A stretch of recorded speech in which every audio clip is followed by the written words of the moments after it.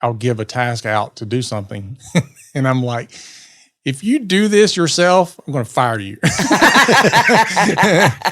Like, you better use AI to do this. Because I know it's a 4-hour task. I know AI can do it in 30 seconds. So you're listening to the Help Me with HIPAA podcast, where HIPAA and humor collide to make learning fun. Your delightful hosts are Donna Grindle and David Sims. Relax. HIPAA help is on the way. welcome to the Help Me with HIPAA podcast. My name is David Sims with HIPAA for MSPs, and joining me is Donna Grindle from Carden. What's up, Donna? Well, I am, at least for right now, so it's one of those days, where you feel like you just need to go back to bed. Yeah, that's kind of the end result of most days, going back to bed. I'm done. I'm going back to bed. Yeah. So for those of you who don't know, Donna and I do not record in the same place, nor are we really close to each other geographically. But last week, I was in her neck of the woods, and so we had dinner together. Yeah, it was great. We were there for the longest time. I thought the restaurant was said, "Get out." Yeah. It's probably definitely one of the few times, I'm trying to think if it's maybe the only time that we've ever met where it wasn't work related for both of us. Right. To be in that spot. Right. Yeah. Normally it's always because we're both working and there, but no, I was working and, not associated with what you were doing this time. Sort of. And we still associated with each other. We did. Yeah, I know. Yeah. Donna's like, do you want to do dinner? And I'm like, and drinks? Well, that's what that includes with me. I thought they go together. Yeah. So yeah, we had a good time. Talked about all kind of good stuff. And it's nice to know that she will actually talk to me outside of the podcast. I have not yet overstayed my welcome of how many years now. Well, it did require me to have several Guinness to get past you. Yeah, but you waited till you got there instead of you had to drink before you could. I know, right? All right, so today we are going to go over the part 2 of the OCR NIST conference. Last week we went through the first part of it, and to save you guys 16 hours of content, since you didn't attend, probably most of you, we're going to kind of break it down and give you the Reader's Digest version. Yeah, don't sue me, Reader's Digest, for using that, of the 2 days. And so today we're going to talk about the second part of it. We're going to go into the AI strategic plan. We're going to be talking about the message from the OCR director. Let's see what else we got. Priorities around HIPAA that we're going to be talking about. And they even brought up the security rule, because we really thought I thought they were going to have something out by the end of the year, but they're saying they are. It's at the last step. Not finalized though, right? It's just waiting for the final check, and then it goes out. Okay, so maybe a end of the year surprise. They Christmas felt present. like it would get there. I mean, I didn't even think they'd have it done, much less this far. But it is fully written and sitting at the OMB, the Office for Management and Budget, which has to review rulemaking and things like that to make sure all the other laws are taken care of. Okay, and then we'll wrap it up with SRAs, a little bit about SRAs. Yeah, SRAs are, yeah. Anyway, yeah. All right, so let's waste no time jumping into this because I'm super excited. Let's talk about the first one, the AI strategic plan, because this one's kind of all over the place as far as the topic itself, not them, the topic itself. Right? And somebody reached out to me a few months ago and they were like, would you do a training for us, like a course on AI? And I'm like, no, because it'll change before you publish it.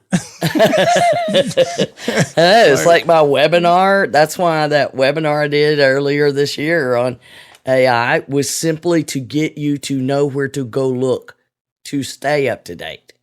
No, they were talking like recognize it. Yeah, they were looking at they want me to talk about how should healthcare, approach AI, not a specific piece of it, but just AI in general. And I'm like, things got to slow down a little bit more before I'm willing to land on something like that. Well, you should just send this to them then, because we're going to discuss all of those things. Yeah. And being that this is, and this is months later, because this was like end of last year. Oh, yeah. Couldn't have done anything. So, right. Yeah. All right, let's go. AI strategic plan. Yeah. So they had two separate, AI was brought up in a lot of things, and we touched on it some last week, but I wanted to go back and hit on some specifics in that discussion, because they talked about the HHS task force and what HHS is doing. And then they had a panel discussion covering HHS and NIST and the FDA. And all kinds of folks discussing the big picture of what we're dealing with here. And there is a strategic plan, which I'm impressed that they were able, you and I, knowing how hard it is to build any of this kind of stuff. We haven't really spent a lot of time with AI specifically in any of our cybersecurity stuff, but all of our cybersecurity practices apply to AI, the rollout and all of that. There's just some nuance that has to be addressed. And so they're really said, let's look at that big picture, and they made a point, because January 2025 is when they expect to release all of this, as official public document. So, and the fact that they showed us already, that tells you it's more than likely coming out. It shouldn't, unless something weird happens. But one of the big points that I really wanted to make sure we pointed to our folks is this is new territory for everybody. Mm-hmm. This isn't like, oh, that was over here for years and years, like a SIM. The bigger companies have been using that for years and years, and now it's, continues to move down. Smaller and smaller groups are able to use it. It's, more of a conversation. That is that. But the AI, the generative AI, and that's specifically what we're talking about here. AI is a broad topic. Generative AI is what's changed. So remember, when you're doing this is new. So don't expect that anybody's going to have a ton of experience in what that means, or, oh crap, we didn't think of that, because no one's thought it through. We're literally going live with some huge piece of impact to our lives, all of us together. And a lot of this stuff, it up until recently, a lot of this stuff was done in theory and labs and academic research about its impact. So, nothing like going live day is freaky for anybody that develops technology. Ooh, we've gone live for the first time. Consider going live with the world. Yeah. So I thought that was an important point. And they also pointed out the FDA is responsible for medical devices and their use of it. ONC is responsible for EHRs and their use of it. Well, ONC is also responsible for setting the standards. All right. And they have. And the EHRs are supposed to follow them beginning in January. However, the FDA doesn't get to set standards. They need, the organizations and NIST and others to do it. So we've got a lot going on both sides of the spectrum. And, we mostly have, when we talk about folks who, we'll call it how to describe what AI's value is in healthcare. It's a quote that I saw and made note of was, AI will allow us to get actual signals from noise. Because we've spent all these years getting actual healthcare data to be digital. And now with AI, that big mound of data we have, which everybody was like, we have this. Now what do we do with it? Yeah. Like, I wonder how much we're going to take, not just in healthcare, but just all over the place. How much are we going to take from the past and feed back through AI to see, what can we already gather? Doing that. Yeah. Yeah. Good. Because I think that's going to be important to look at stuff. I mean, even the technology side, imagine if we just took some of the log files from, a year ago, 2 years ago, started feeding all that stuff in there to look for things that we weren't able to look for at the time. Oh, yeah. And we just literally, whether it's healthcare or anything else, we have so much information because we're in the information age, as they call it. Yeah. Whether you call it the digital revolution or the information age, information is flying everywhere. But now, we all say, oh, I'm overstimulated. I have information overload. I can't process this. AI helps you do that. I mean, that's one of the things you and we use AI tools for already. Here, take these 4 documents. Tell me where they match up. Tell me where they, are different. Yeah. Yeah. It's funny because I still talk to, people on my team, they use AI as well, but I don't think they use it to the same degree I do. And it's so funny because I'll give a task out to do something and I'm like, if you do this yourself, I'm going to fire you. Like, you better use AI to do this. Because, I know it's a 4-hour task. I know AI can do it in 30 seconds. So, because it's go through and look at this 300 lines of information on 2 sides and compare and contrast. I'm like, don't do this yourself. Right. The days of that are gone. So quit doing that. Yeah, and we definitely, there are times where somebody will like, will you do this? And I'm like, why do you need me to help with that? I built a custom GPT, for the team for so many different pieces. And I built that so that you could put that in there, and we have Murphy, the hippopotamus, Ask Murphy in Carden Club and HIPAA for MSP. So that one we've built and managed. So we control the knowledge. And that's the key, is controlling what it does with the data. Because the data AI is hungry for data. Oh, yeah. Yeah. And it's moving so fast. Even like last week, ChatGPT got the ability to, live search the internet. And now you can even replace it with Google search. It asks you, do you want to replace your Google search with ChatGPT search? Yeah. So that's, it's always changing, and it's going to continue to change like crazy. I think it was a Forbes article today that said the ability for AI to write AI is almost upon us. Yeah. Or to create AI. But, the interesting part of it is somebody was talking about Elon Musk creating the robots, the AI robots. Yeah. That are going to kill, humanity. And at the same time, Elon Musk is trying to figure out a way to get people to colonize Mars. And so the guy was like, how genius is this? You create something that's going to force people to move to another planet, and you're the only person that can get them there. Well, it's that whole, there's a guy that I follow that is constantly talking about the robots and people grasping just, a lot of this is still theoretic stuff, but when AI starts trying to build it, I would love for AI to go, I got nothing at some point. I should make that happen. I should put that into one of ours where it just says, I got nothing. I got nothing. Yeah, everything you ask it, I don't know. When you ask it a question that's within that, I got nothing, you're going to have to talk to somebody else. But knowing this could be a massive impact for humanity, and people, if you're going to go worry about that, and that's still theoretic, you're missing the boat on this.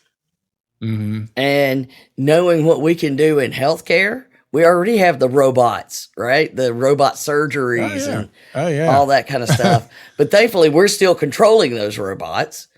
And, there's cool things we're developing where you can inject a robot that will go to a tumor and eradicate the tumor without having to go. I mean, that's the ultimate moonshot cancer treatment kind of things. If we could get to that point where it can figure it out, sample it, and destroy it, that'd be great. Mm-hmm.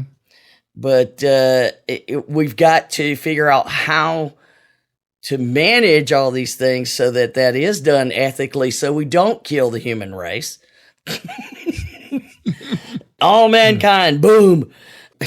Suddenly, that last scene in the original Planet of the Apes. Oh no, it's Statue of Liberty. Anyway, but we have digressed. Shocking.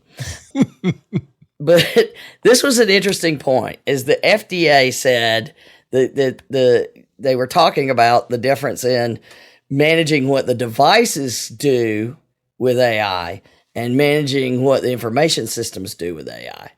Because remember, we were talking about the difference in IT. The information systems, that's IT, but people are impacted by these devices. IT is a piece of it, but you've got to worry about, somebody dying or losing an arm or whatever because of what these devices, the decisions they make. And so the FDA said, our regulations are about 1 inch wide and 1 mile deep. It's this device and all these things.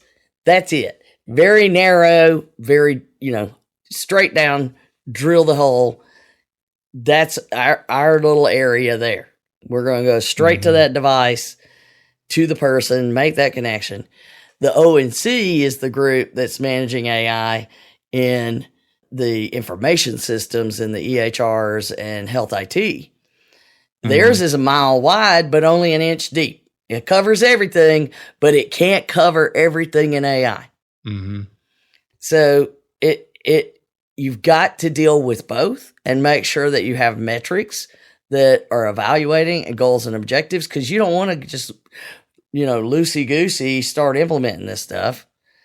And another point they made is you have to understand that many of the regulations in the FDA, we know HIPAA, and these things are 40 to 50 years old. Isn't that crazy? I know. Can you imagine going back then and telling people, well, by the way, we're going to be able to have a conversation with the computer about random stuff, and it will actually know the information and make decisions and create concepts and devise a plan for me. And they're like, okay, Dick Tracy. Yeah. Yeah. Well, I already have my watch, I talk on my watch all the time. And I call it my Dick Tracy watch whenever I take a call on my watch. But it is important to recognize we've got, again, never even occurred to people. It still doesn't occur to some people because they don't understand what's happening right now. They don't even get it. And so that big point here was from because again, this is NIST and OCR conference. So from a security and regulatory framework, AI is like a big black box, like nothing we've ever seen, where you put information in and information would come out, but there was a person writing that black box. Developers wrote what happened in that. Now it literally goes in and the computer decides what's going to come out on the other side. And that is very different.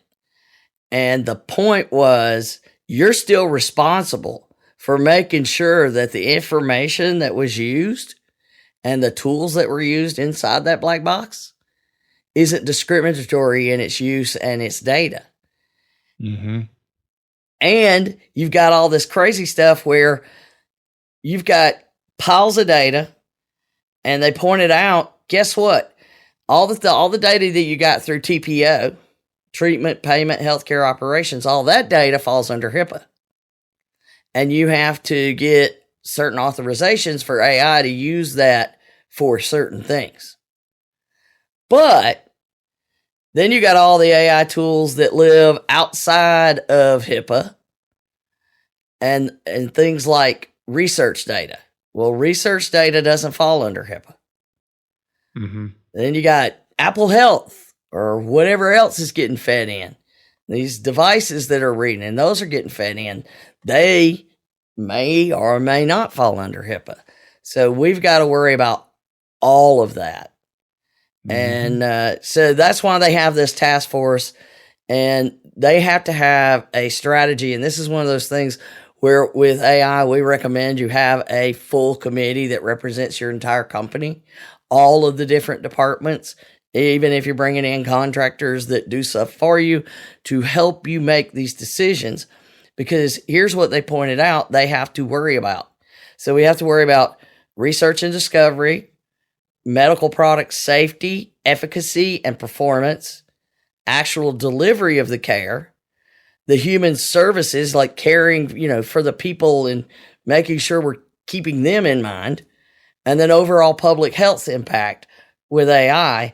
And then underneath there, of all of those, we have to figure out how does it impact internal operations? Are we using it ethically and responsibly? How about the critical infrastructure and the cybersecurity part? And oh yeah, let's don't kill anybody while we're at it. All of that is what falls under AI. And when setting policy, which is what a lot of this was about, they identified 4 objectives for this strategic plan. Encourage AI innovation and adoption. We want to use these tools. We just want to use them properly, which is why the second one is promote trustworthy AI development and use. Democratize AI technologies and resources so that, we're getting full, broad use and input. And cultivate AI-empowered workforce and organization cultures. Wow. That we know is not an easy task. Don't you love the people? I love change. Ding, ding, ding. We know you're going to be the problem when we have change. Get me a t-shirt made. AI-powered. I'm not even going to touch what that AI might stand for. But your wife and I would have a hoot coming up with that, yeah. I'm sure. She would say it's probably like annoyed intelligence. Or just ain't intelligent. There you go. There you go. That's good Southern way. So the other thing is we have to have risk potential. Well, we got high gain, but we also have high risk. Right. So value's huge. Risk is huge, but we have to say that the value is so big, we have to figure out how to manage the risk. Which is kind of like why we started using the internet and computers anyway. The value is so big, we have to figure out how to manage the risk. Yeah. And for those who might be saying, well, I'm just going to avoid AI altogether. You can't. No. You can't. It's like saying I'm going to avoid the internet. You can't do it. Yeah. It's not going to happen. No. You got to get off grid and completely disconnected from other people now to be able to.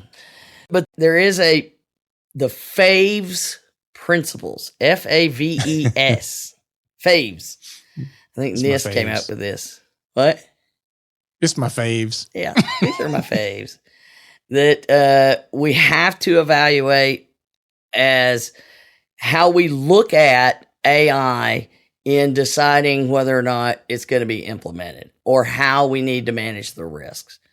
So these are the things we have to ask. Is it fair, appropriate, valid, effective, and safe? Faves. So fair is exhibit prejudice and favoritism toward an individual or group based on inherent or acquired characteristics. That we've talked about a lot of, well, if we only feed it the certain group of people, then it may only have information and it won't know if something's different with this particular cancer on young children because I only trained it on adults or I only trained it on children. And so you have to know what the data represents. And if the data is prejudiced, you need to know that. And I'm not saying you couldn't have one built just on children. It's that you have to know that. And you have to understand if you're going to implement these things, exactly what prejudice or favoritism might be built into it. And it may be appropriate, which is the next thing. It has to be appropriate. You know, it's not just because at least it doesn't have to be reasonable. Yeah. But, you know, it's like, oh, look, it's cool. You know, I remember, oh, look, the computer can like draw something. Yeah, great. I don't care. Right. It's what so many people, you and I be like, look, I can draw something. And everybody's like, yeah, no. But we need to have it where it's for the right context, the right population, so that when it is applied, we're putting it in the right place. You know, we're not suddenly saying, okay, everybody that's 10 to 13, we want to give you a sedative so you'll just shut up for a while. We can't do that when you're pitching a fit, you know, as a 3-year-old, the terrible 2s and the 3s, because they do last through the 3s. I know you know that. Yeah, quite well. Yeah. Then valid. Is it actually accurate? Because we both know we've gotten stuff out of AI tools and went, yeah, no, that's wrong. Yeah. Somebody validate that. Yeah. Well, I've even argued with it. I know you have more information. I gave it to you. No, you didn't. Yeah, I did. That was more. It's almost like being married. I told you that. No, you didn't. I know, right? Yeah. It argues less now. I do know that. I walked out on my front porch and I was like, how long has this crack been in the concrete on the porch? And my wife literally said to me, you've asked me that like 3 different occasions. I'm like, you a lie. How long has that crack been? Exactly. Yeah. I don't keep asking you till you give me the answer I want. And we can't do that. We need to make sure it is valid. It is effective because it actually does things in the real world conditions, not just in the lab, and that it is safe. We're not having unacceptable levels of risk. We have to figure out where that is. So there's your faves. And the point here is, you know, we can't just say, okay, well, these are the standards for using it. We also have to have standards on how to evaluate them because this thing makes decisions on its own. Yeah. Kind of like a teenager. So their point was, it was a quote, we want to ensure that AI is working for us, not on us, which is... I think it's going to do both. A little bit, yeah. But again, they're looking at all these different ways. So they pointed out, even internally, what are they going to do with AI? Because you look at the data CMS has. So that's Medicare, Medicaid claims forever. You know, as long as I've worked in healthcare, and we don't have to talk about how long that's been. I've been sending electronic data to those entities. They have had that data that long. So that's when they had the pterodactyl punch cards. Yeah. It was done with a you know, Morse code. And but again, they're saying, look, we have all this data. AI would love to use this data. And they're limiting what they're going to allow it to do. They're trying to control it and very narrowly evaluate every single proposal, you know, so like pattern detection and fraud detection. That's all they're letting them do. And humans have to evaluate it on its own. It doesn't get to make decisions. It's only being used for narrow use to provide information to humans to then go and confirm what it's finding. Yeah. Until we have a, data breach and then The bad guys feed it all into AI, and there you go. Well, we already have that problem. So they did point out things like you better be understanding what the AI is doing, what it's using. You're responsible for the decisions it's making, so show that you have evaluated them. You didn't just say, hey, David Sims said on Help Me with HIPAA, this was cool, you could use it. And that you have appropriate BAAs in place with the vendors. Mhm.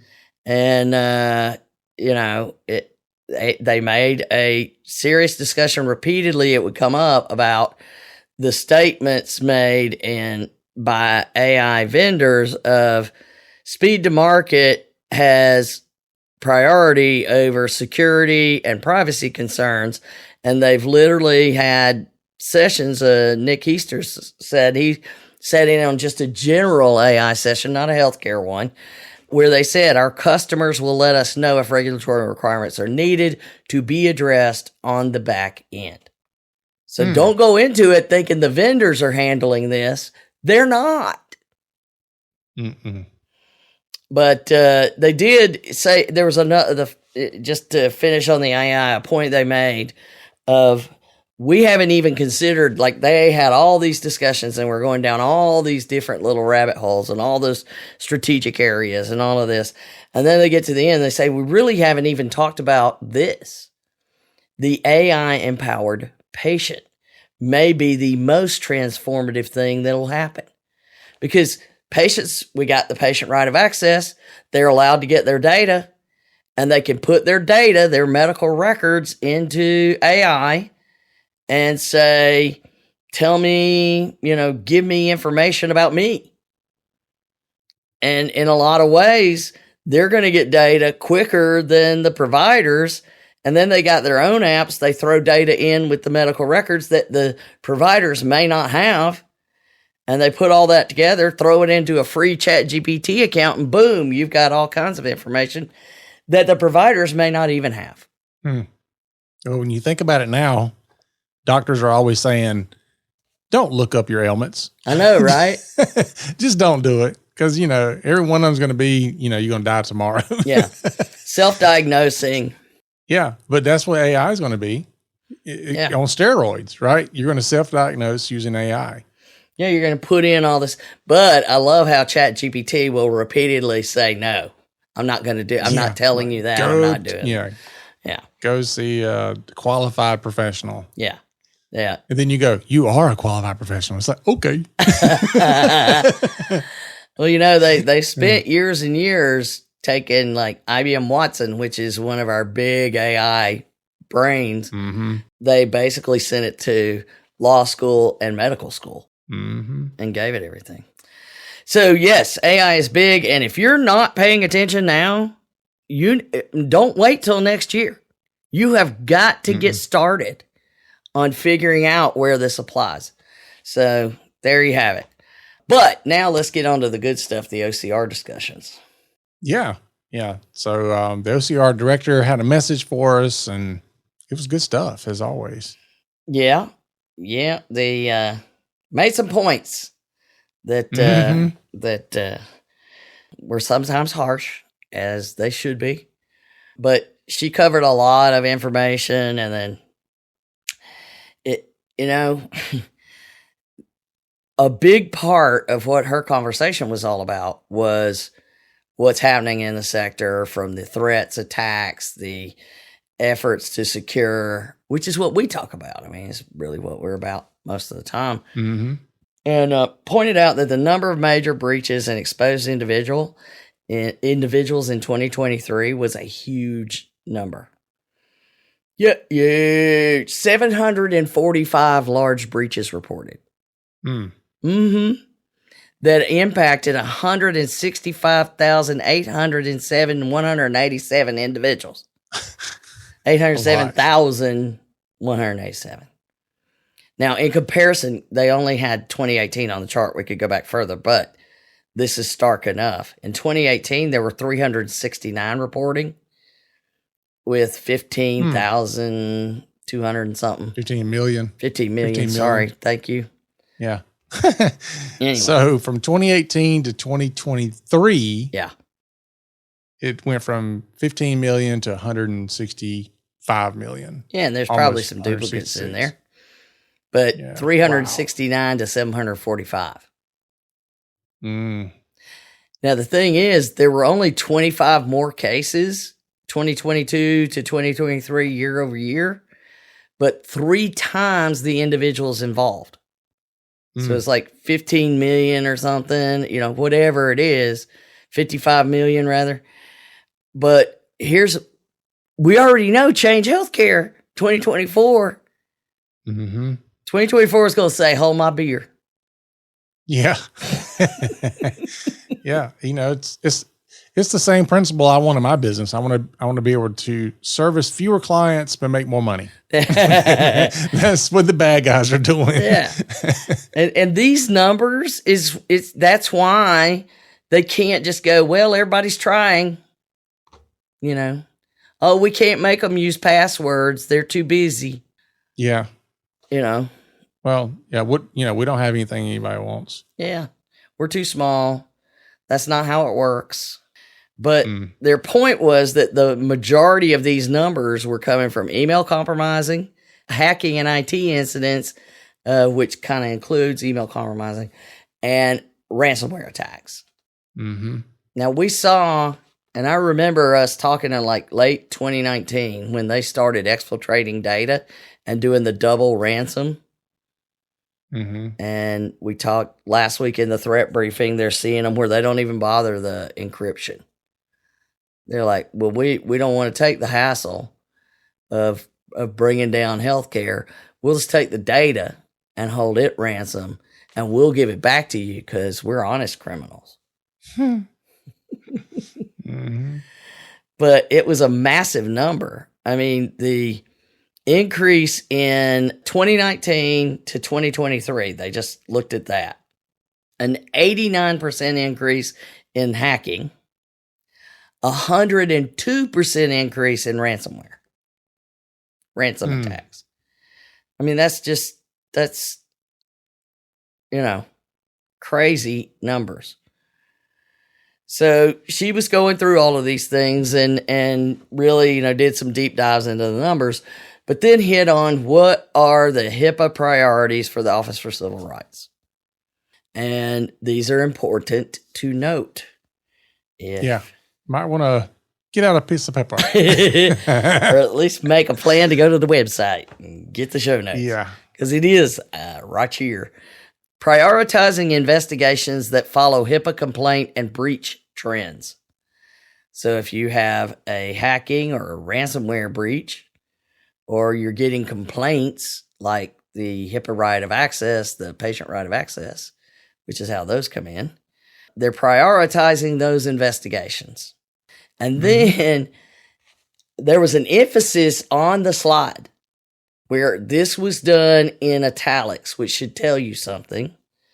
Right of Access Enforcement Initiative, prioritizing investigations with the right of access, prioritizing investigations in the Risk Analysis Enforcement Initiative. Yes, emphasis is theirs, not mine. And we just covered the 50th case since 2019.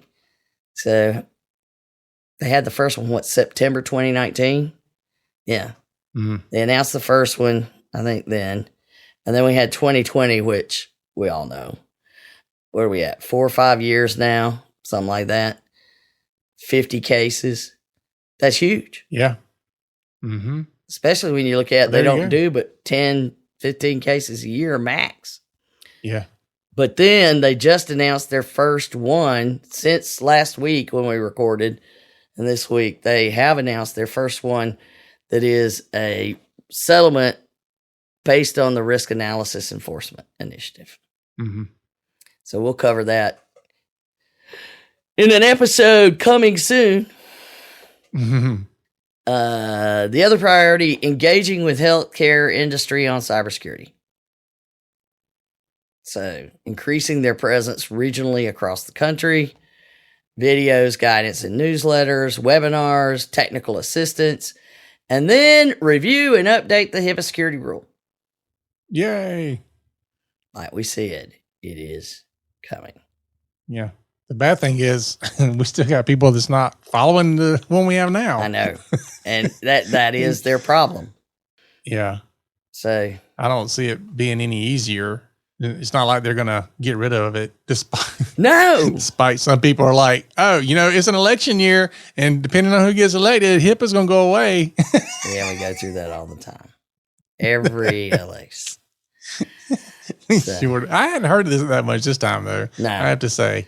No, it's, so not for today. Let's go into OCR enforcement review. Because it was fun, we got to see Emily. Yeah. Yeah. Emily Crabb. Yeah. So back in the day, years ago now, she would come to our boot camp. She worked in the Southeastern region, OCR investigator, and she would come to Q. I met her speaking on a panel one time, or met her at something, and then we kept running into each other at these events. And I was like, "Hey, you want to come do our boot camp and Q&A?" She got it cleared and comes in and does those, and it was great. She's been very helpful, and just like all of them, I can't tell you what to do. I can only tell you what the law says. Yeah, okay. Mm-hmm. Or we see this, or we see that. But it was great seeing Emily. We were thrilled. But she is now the senior advisor for privacy and security enforcement. I sent her an email. I was like, I'm so honored that I could say I knew you when. No. Yep. But she did hit on some enforcement highlights, some numbers that, everybody talks about, they're bearing down on everybody. They received 31,731 HIPAA cases. Mm-hmm. I think they resolved definitely less than 20. The biggest year where they had cases they resolved was 22, where they had actual enforcement against it. But they're bearing down on everybody. Yeah. Well, they go in, and most of the time they go in and they say, "This is what we want you to do." And people say, "Okay, I understand it." And then they're supposed to go do it. And, yeah, we understand HIPAA. Mm-hmm. But they did have resolution agreements, corrective action plans. They have had a total of 139 settlement agreements with the detailed corrective action and monetary settlements, and then 10 civil money penalties. Mm-hmm. So, again, they prefer that corrective action plan and settlement. So, then we hit on the recurring compliance issues. Seems... Yep. I think we've done independent episodes on practically every one of these. Yeah, I think so too. But this is the thing too: is take this piece of information right here, and this is what you go back to your practice with. Like, how are we with these things? Yeah. Because if OCR is saying these are recurring compliance issues that we're seeing, there's a good chance that your organization is probably having some of the same issues. So here we go. Here's the list. Number 1, individual right of access. How you doing on that? Mm-hmm. Number 2, and we see this one all the time, every single one of them, your risk analysis. Mm-hmm. An accurate and thorough risk analysis. Complete. Yeah, complete.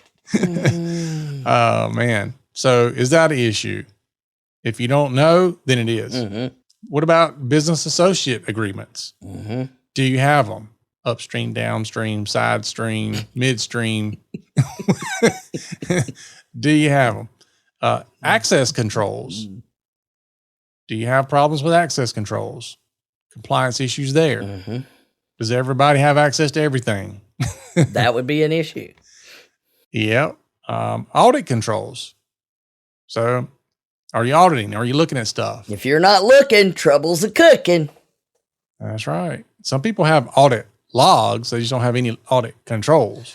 Yeah. They don't actually check to see that things are working, or they're getting alerts and ignoring them. Mm-hmm. We see that a lot. But that also blends between audit controls. They'll do an audit, but then they do nothing with it. And then you have the information system activity review, the last one. So. Yep, last one. Information system activity review. I think in some ways this is the hardest one. Now, there are certainly technologies out there to help with this, but I think this, from my perspective and my experience, this is the one that often gets overlooked or not done, or people say they're doing it and you're like, no, you're not. Or they believe they're doing it and they're not. Yeah. That's the one that's the worst part. IT takes care of that. That's the answer. IT handles that. Yeah. Or I look at the reports they send. I'm like, no, not that's not it. That's not the same thing. It's not the same thing. Yeah. Yeah. Dump it into AI and let it review. But yeah. So there you go. There's your recurring HIPAA compliance issues. Yeah, and they were listing the SRA it doesn't exist at all. They have them where it only evaluates the EHR system. I cannot stress enough the number of people that believe that that's all they have to do. You know, well, we just have to evaluate the network, or we just have to evaluate the EHR. They do one or the other, but you have to do that plus some. That's right. Yeah. So if one is done, there was a statement somewhere about people are like, I'm a victim of this attack. You shouldn't do an enforcement action against me. Yeah. Or you're a victim because you weren't following the controls. Yeah. If you had been doing these things, then you may not have been a victim. That's right. The people who aren't victims usually have been doing these things.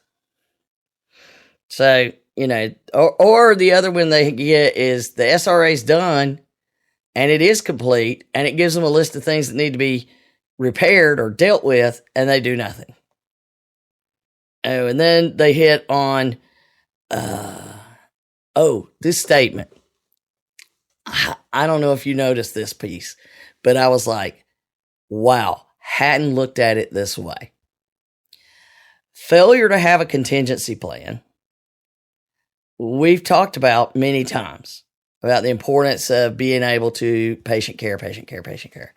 We talked about it a bunch.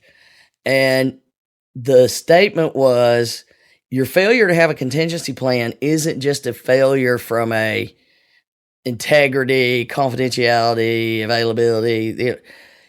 If you don't have a contingency plan, it could take an unreasonable amount of time for you to recover and provide patient care. Which is true. Hadn't really thought of it that way. And maybe that's a way that we need to start getting it across, is why that is such an important thing. So you want to go through her best practices list? Sure. So first one here is review all vendor and contractor relationships to ensure BAAs are in place as appropriate and address breach and security incident obligations. Yeah. Yeah. So the next one, risk analysis and risk management should be integrated into business processes, conducted regularly, and when new technologies and business operations are planned. Yeah. The whole plan thing. How many times do you hear me complain like IT gets called in on the back end? Like we just did this thing. Just thought we'd let you know. Or we fired somebody 3 weeks ago. We just thought about removing them from the system. Yes. Just all kind of stuff. If it's planned, if you plan on doing it. Yes. Let's have a discussion. Next one, dispose of PHI on media and paper that has been identified for disposal in a timely manner. Don't have that junk laying around. Incorporate lessons learned from incidents into the overall security management process. Donna, where could we learn more about the lessons from incidents? I don't know. Listen to all the things that have happened to other people and our regular review at the end of our incident response plan, and help me with HIPAA, and let's keep going. Oh, if there was only a podcast to talk about this thing. Yeah, if only. Last one here, provide training specific to organization and job responsibilities and on a regular basis. reinforce workforce members' critical role in protecting privacy and security. Sounds like everybody is on the cybersecurity team. Yeah. That and the point that it should be specific to the organization and job responsibilities on a regular basis. Mm-hmm. Can you define regular basis, Donna?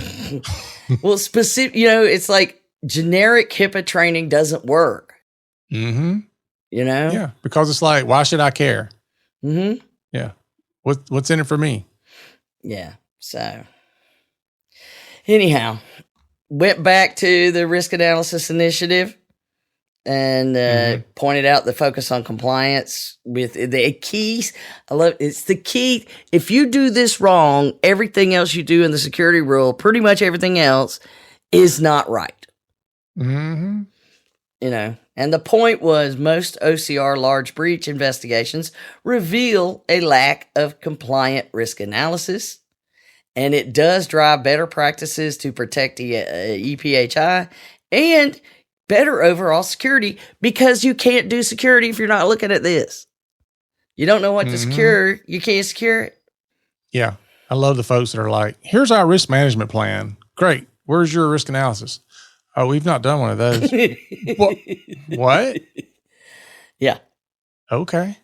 My favorite is we need to do policies and procedures, but have you done a risk analysis?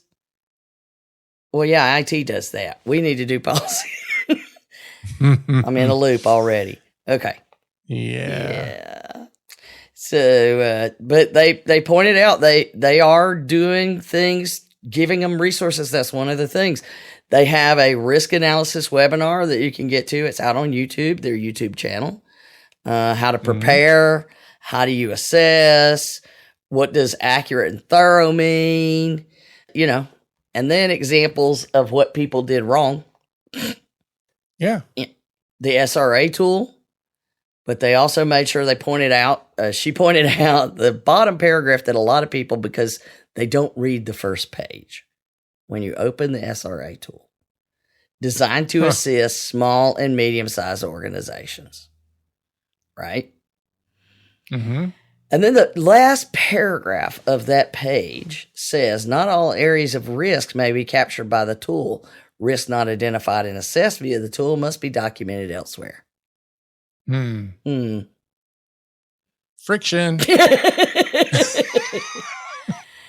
Yeah. So then they talk about the video on recognized security practices and explained that, which we have an episode that we tell you what that said. We should probably go back and tell you what the SRA one says, because it's fairly new. A video on common cyber attacks and how the security rule will help you defend against them, which I think is interesting. Mm-hmm. Their newsletters, which often we'll use a newsletter for one of our discussions. Mm-hmm. There's a ton of ransomware resources out there. So they're pushing out stuff, but it requires you to go and get yourself educated and utilize it. Yeah. It's no longer a lack of information or lack of resources. I mean, you could argue time is maybe a resource that you lack, but yeah. I don't think that'll help you very much if you want to argue that's why you're not doing it. But, some people used to say, not that long ago, Donna, we'd hear, we don't have the budget for the information, the training. Mm-hmm. Like, dude, it's all free. Like, you and I have been putting out free content for 143 years. And then, now there's all sorts of free content out there. You just have to grab it and use it. Yeah. And you're right. It's now about effort. Mm-hmm. Yeah. You have to invest the effort. And I think that the same people that complain about they don't have the resources or the time or the whatever, I think no matter what we solve for, they're going to find something else to point to. So we could solve everything, even solve the time part of it, and they're still going to find. Yeah. It's like either you're going to do it or you're not going to do it. Yeah. Right. That's kind of my feelings on it. You're either going to do it or you're not. no matter what I solve for you, you're going to find something else to point to as the reason why you're not doing it. Yeah. So just do it. Yeah. And for those people who says I'm busy and I don't have time, well, guess what? If you can do it now when you're busy, then it gets even easier when you have time. Well, and most busy people that don't have time never end up having time. Right. And that was my second point. Do you think you're going to be less busy next month, next year? You think you're No, busy now? you're Wait not. until you have a data breach. You want to talk about busy? Yeah. Right. Because at some point, if it happens, guess what? You will have to do it, and you'll have to do it with somebody all up in your business, and you got to report to them, and they're going to hold your feet to the fire, hold you accountable, and they'll prove to you that you can find time to do it. Yeah. Yeah, a lot of things happen. Because all it takes is one click. Mm-hmm. And just one click. I know. And people don't get it. One click could happen. It may have already happened today, and you don't know it yet. Yeah. And then you're going to end up in one of these investigations. And whatever you have as of today, the day of the click, is the documentation they're going to ask for. The day of the click. That's a movie title right there. Ooh, we know the Halloween episode for next year, the day of the click. And I just want to, it's interesting that we've recently on the Cardin website, people have come Cardin does assessments, David. What? I know. People come to us and go, do you do X? We do training. We do assessments. In fact, assessments pay for this podcast. There are so many assessments that you even have a season dedicated to it. Yeah, we call it. It's this time. Yeah, the end of the year. It's assessment season. It's assessment season. We call it that. And yeah, I mean, we are in the stage where we start to discuss now. If you sign up now, we will not date it this year.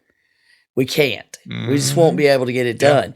We will do it, but we can't date it this year. So if that's what you need to come to us sooner in the year. But we do them year round.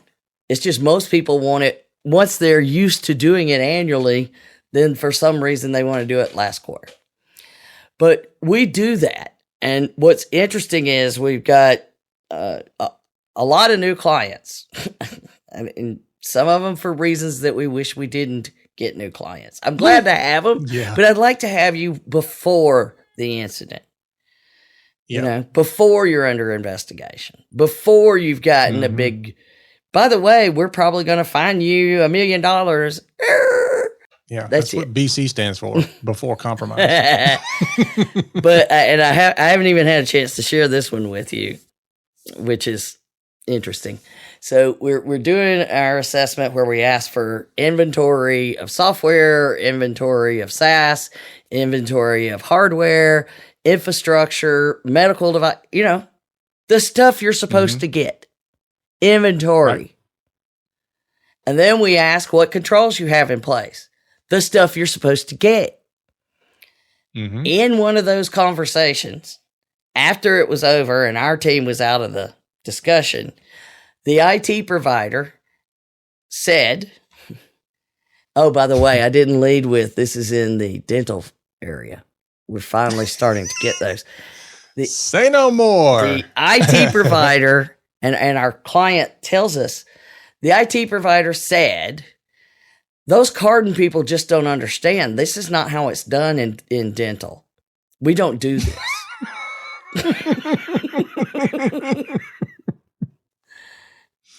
So all right. There's your beauty of a quote to end on. This is not how it's done, period. Well, you know what? You're right. He is absolutely right. Mm-hmm.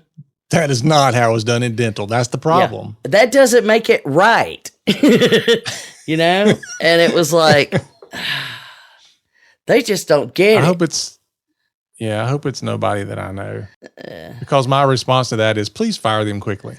It was, our client understands the importance of doing it the new way, the way that it hasn't been done before in dental. And I think it's going to be a rude awakening. This SRA thing, just like the right of access had a lot of dental cases, I think we're going to see the same thing with this SRA thing too. Mm-hmm. Yeah. I mean, at some point you think that industry would wake up, but I don't know.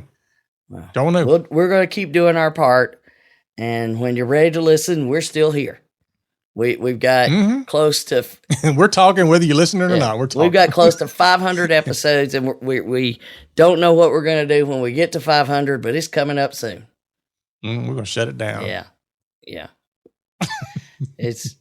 That was the 200th episode we pulled that stuff. That was fun. Anyway. Yeah, that was fun. All right, folks, that is our show for today. Thanks for listening. Be sure to share this out. Take it to your dentist next time you go to visit. Here you go. But there's a lot of people who need to hear it. So anyway, share it out. We appreciate it. Leave us a rating, a review. We appreciate those too. We'll be back with you next week. So join us. And remember, for Donna and myself, the HIPAA is not about compliance. It's about patient care. Help me with HIPAA. Let's get it right. Protect your patients day and night. Donna and David, the experts on your side. Help me with HIPAA. Let's get it right. You've been listening to the Help Me with HIPAA podcast, hosted by Donna Grindle and David Sims. The show created to help you with HIPAA. For more information or to ask us a question, visit our website at helpmewithhipaa.com. Neither Donna Grindle or David Sims are attorneys, and they do not offer binding legal advice concerning regulatory compliance. The information in this podcast should not be relied upon or construed as legal advice in any way. Consult your attorney for legal advice concerning compliance with HIPAA regulations.